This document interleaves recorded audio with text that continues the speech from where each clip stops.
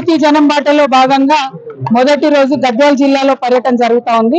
గద్వాలలో పట్టణంలో నట్టనడి పట్టణంలో మేము ఇక్కడ ఉన్నాం. రాఘవేంద్ర కాలనీ మొత్తం అంతా కూడా చేనేత కార్మికులు ఉండే కాలనీ.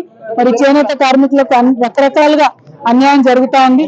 ఇస్తామన్నటువంటి 24,000 రూపాయలు ఇవ్వకపోవడం, అదేవిధంగా రుణమాఫీ చేయకపోవడం, అదేవిధంగా చేనేత మిత్ర అనేటటువంటి కార్యక్రమం కంప్లీట్ గా ఆగిపోవడం, వీటన్నిటితో పాటు నేషనల్ స్కిల్ డెవలప్మెంట్ వాళ్ళు ఏదైతే మగ్గాలలో కొత్తగా మెషిన్లు వచ్చినాయని చెప్పి ఒక్కొక్క కార్మికుడి దగ్గర 30,000 వసూలు చేసి ఇచ్చినటువంటి మెషిన్లు క్వాలిటీ మెషిన్లుగా తేలడం, అనేకమైనటువంటి సమస్యలు చేనేత కార్మికులు ఇంకా కూడా పట్టి పీడిస్తా ఉన్నాయి.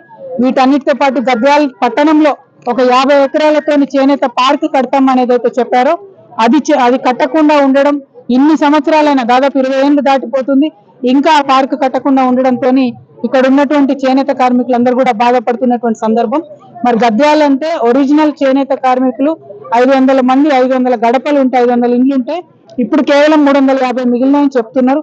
మిగతా అంతా కూడా పవర్ లూమ్స్ లో ఎక్కడెక్కడి నుంచో వస్తున్నటువంటి బిజినెస్ నే చూస్తా ఉన్నాం.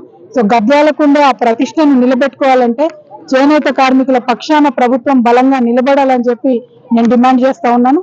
అనేక అంశాలు ఉన్నాయి, అన్ని కూడా చేనేత కార్మికులతో పాటు కలిసి నిలబడి పోరాటం చేసి సాధించుకుంటామన్న విశ్వాసాన్ని కూడా మేము ప్రకటిస్తున్నాం.